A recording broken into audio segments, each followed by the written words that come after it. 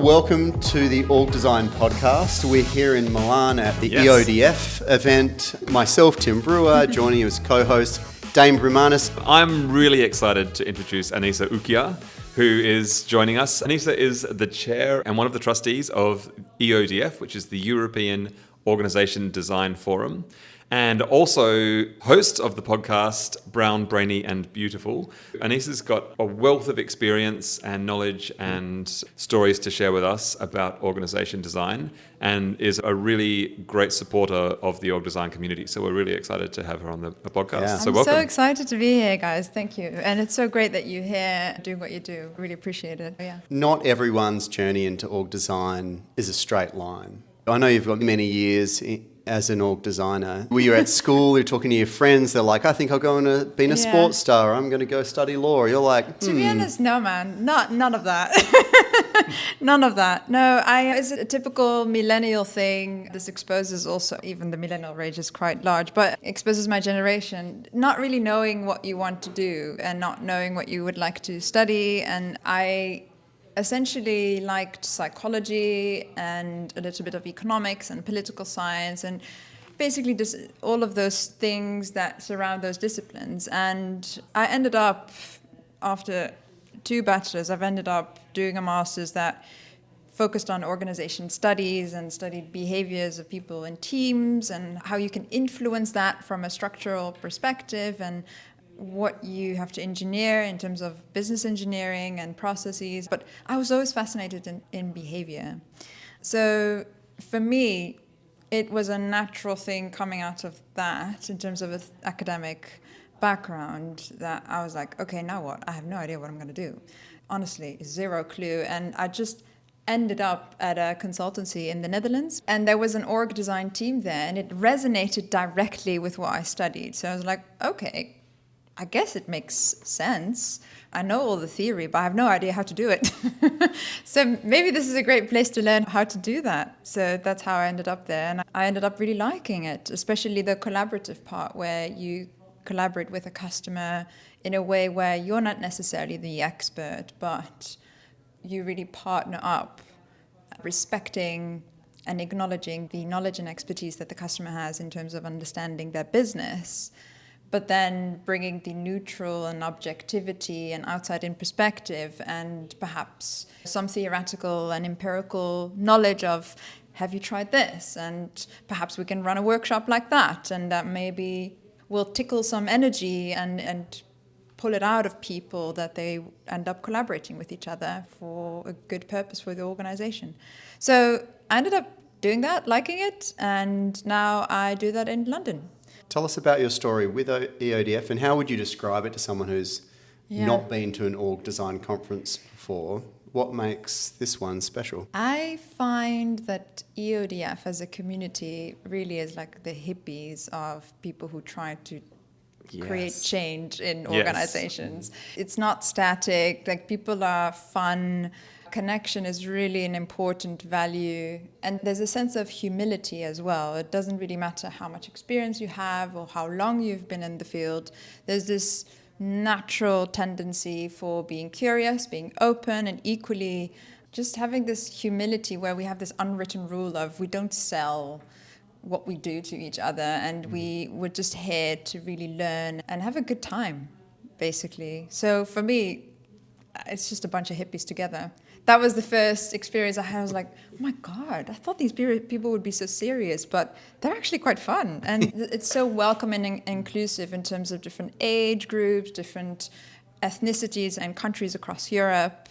And I really love that. Now, you said before you're a trustee. Can you explain that for everyone at home? Like, how's the conference run? Really, we are a charity that serves the community of org design practitioners and scholars with the intent of really advancing the field. That is our North Star. The annual conference, once a year, 2 days, somewhere in Europe, really is the heartbeat of our community. It's basically what makes the blood flow through our system. Without the conference, it just affects everything that we do, because we do loads of different activities. We have a book club, we have an online platform, we have an accredited masterclass. We have loads of different things that people can tap into and use as a resource beyond connecting with each other with members of the community. But what fuels all of that is that annual conference. This is like the moment that it just all of a sudden injects or sparkles energy, and it has a buzz for weeks and months even afterwards. What I'm looking at here, all these beautiful cards, is actually a product of Damian visiting our conference last year, feeling totally inspired and coming up with this brilliant product. So that just gives you an idea of what the intent is behind it and how it's set up. Yeah. One of the things that a listener might be thinking right now is they work maybe on the periphery of org design, they're interested in org design, maybe as a career that they're moving into, or maybe as problems that they're facing in their organization right now. What's a good way for someone like that to reach out and start to get involved with EODF? How could they learn more? How could they start to become involved and experience a little bit of the hippie culture and the fun that is EODF? So I would definitely say join some of the local or even annual events, but like an accessible way of joining is on the website. We really try to be accessible. So it's only €50 a year to become a member and access our platform. And we do that on purpose so that it remains an accessible price also for students, or being inclusive of everyone in society really, and not exclude people. And yeah, for that membership you get to access the platform, you get to connect with people. But a simple thing is we have a monthly newsletter, and just signing up for the newsletter, and for that you don't have to be a member, and just checking out what's in the newsletter. There's content, so members of our community have thought-provoking pieces that they produce, because at the end of the day we are a forum, the F of forum in the EODF. So really connecting with that, perhaps joining a book club session. We have global conversations off the back of articles that are selected by a curatorial board. So there's online, in a virtual space, there's a lot that you can engage with and tap into to just connect with people through content that is out there.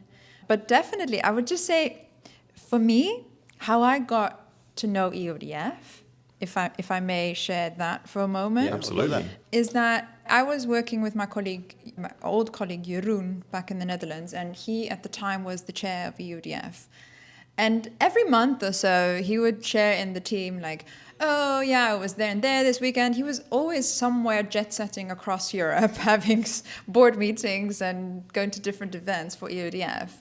And it really intrigued me because the context and ecosystem I was working with was very Dutch focused, and I loved the notion of having a bit more of an international space and community to learn also more beyond just the Dutch ecosystem and context.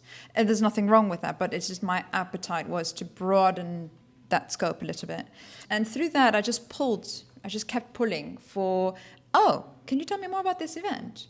Oh, can I join to the conference? And so since, I think, 2016, 2017, my first conference was in Dortmund, and it was incredible. And provoking each other, but with respect, being clear on the content, but really kind to the person. And there is this spirit and energy that the group sort of carries.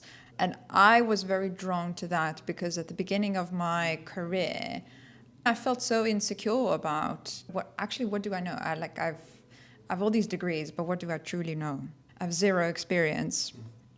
And not feeling judged for that, but being welcomed and having access to mentors that I could always jump on a call with someone who had loads of experience and never felt stupid for doing so. For me, that was such an important thing. I never aspired to become the chair or anything, to be honest with you. But I guess what happened over the years was that I naturally pulled for more things, and I was naturally drawn into topics and into being committed and really caring about the community and really making sure that we don't lose that spirit, and wanting to also contribute in building that and maintaining it and growing it and feeding it. It was a natural thing where when I 4 years ago joined the board, a year later I was asked, do you want to be the co-chair to become the chair? And I was like, no, I'm not going to do that because I'm not stupid, man. I don't have time for this. I have a full-time job. I have other things to do. So I really thought about it for 3 or 4 months or so. And what was a tipping point for me was there's loads of people who came before me who are all have similar characteristics in terms of demographics. It was quite homogeneous. The majority of the people who've been leading EODF have been white, male, some middle-aged. But the point of the matter is that for me, I don't like tokenism, right? But I do think that representation is important. So as like being a woman, but also being a millennial, and also being a person of color, and also being Muslim, for me, I was like, you know what? If I can inspire another person to then just join EODF or just join the community or have a certain role in it, how cool would that be? Because I'm totally respected for being myself, as everyone is in the community. Yeah. So after a few months of thinking about it, I thought, actually, game on, let's do it. It's really scary. It sounds very scary. I have no idea what I would be doing, but let's just go for it. There's people who support and it'll be fine. So it was never planned. It's just this community has a beautiful spirit to it. And yeah, there is something. There's a magic. I don't know how to describe it. Yeah. We've got 8 questions about org design. We debated them hotly. We did have 72, but we're down to 8. Nice. So we're just looking at a quick answer for each of the 8. Question number 1. How would you explain org design to somebody at a dinner party? I can tell you how I explain it to a 10-year-old. Yes. Which is, you go to a doctor when you think there's something wrong with you, and the doctor usually fixes something. But you go to a physiotherapist when you need some sort of coaching and you need to go and do it yourself. So it's like being the physiotherapist of an organization where you work together with the organization to get rid of whatever symptoms they have. That was what the 10-year-old understood. Yeah. If it would be an adult, it would be aligning the strategic intent of the organization with how it should be organized. So not an org chart, not job descriptions, that's like the end state, but really aligning the strategic intent. If you could give yourself any job title, what would it be? Entertainer. Entertainer. Yeah, and the reason why is that, honestly, I feel like part of the way that I work and let people collaborate to make decisions that will help them align to their strategy is coming up with ways of working and workshops that will make people laugh, that will entertain people, that will put them on the edge of their seats. Oh my gosh, she just said that? But there's a psychology behind it. And then people all of a sudden, at the end of the day, build a new organization. You talked about symptoms that organisations face before. What do you think the big symptoms or challenges organisations are facing that org design can help resolve? Yeah, I think let's just hit it with top 3 then. Like top 3, I would say duplication of effort, siloed thinking, which in a way overlaps a little bit, but siloed in a way of, from a literature perspective, it's called sub-optimization, which basically means that, let's say you are a team, you think like you're doing a great job because you hit all the metrics and all of that, but then downstream or upstream, other people are struggling, or the customer is even like complaining about it, but the root cause is not being solved. And meanwhile, you as a team are like celebrating because you attained all the metrics. So there's misalignment within the organization.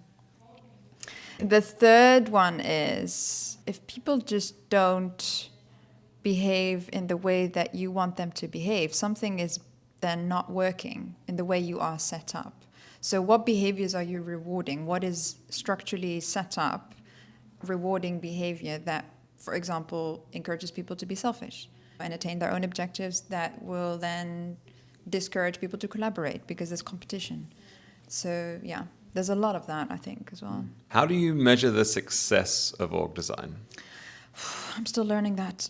Yeah. I think it's a big intangible.